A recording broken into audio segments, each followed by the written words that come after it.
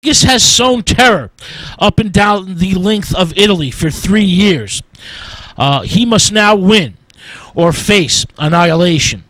Not far from Capua, where the Roman gladiator revolt began, by the shores of the Salarius River, Spartacus now takes his horse and draws out his sword and kills the noble steed. He tells his followers, if we win the battle, we will soon have many horses to choose from. If we lose, I'm not going to need a horse because I'm going to die. The next morning, the final resistance begins. Spartacus, despairing over the upcoming victory of the combined Roman legions, the multitude of legions, he knows he's going to lose, flings himself upon the army of Crassus and plunges himself into the midst of the enemy. Spartacus welcomes death rather than capture. He's heading straight for Crassus.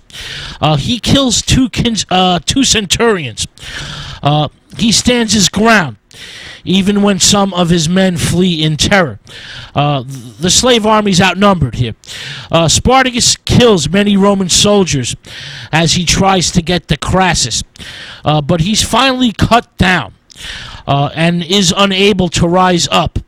The slave general continues to fight, even on his knees, till at last he is hacked up into so many pieces that his body cannot later be identified. The great majority of his followers perish with him. Some manage to escape and become hunted men in the woods of Italy. Now, Pompey arrives just in time to take part in the Roman festivities and mops up many of the fleeing survivors. Pompey bombastically announces to the Senate that he has torn up the revolt by its roots. He takes credit for this victory, and he essentially eclipses Crassus with his boasting. Crassus, well, the slave rebel army is now broken and can never be mended. Crassus makes a ghastly example of the slave prisoners. He crucifies 6,000 of them at regular intervals along the Appian Way from Capua to Rome. The Appian Way is the most traveled road in Rome. Their rotting bodies are left to hang up for many months.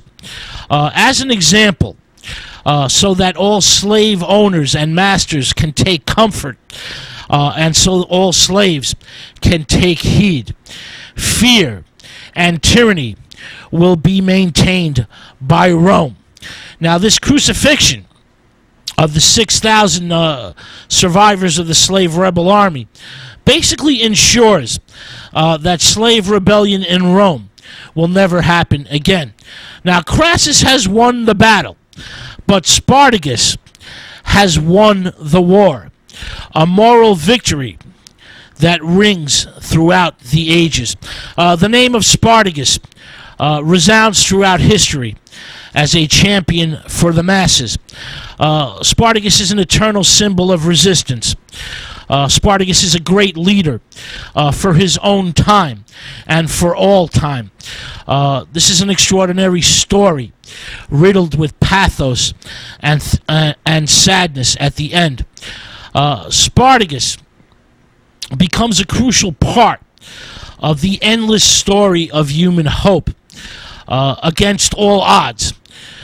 He remains, well, a brave man and puts up a good fight against unbeatable odds. We still talk about him.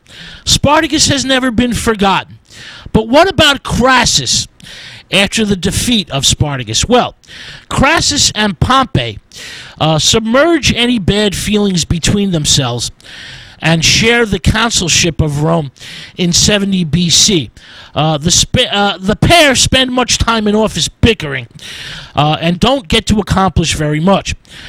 Crassus, who is a religious man, offers 1/10 of his considerable wealth and possessions to the god Hercules. And he also gives each citizen of Rome 3 months of free grain at a public feast. Crassus has more money than he knows what to do with, more money than he can spend. And he works his way through backroom political, deals and influences politics for many years to come. He becomes part of the first Roman triumvirate, along with Pompey the Great and Julius Caesar. This is the first Roman power trio.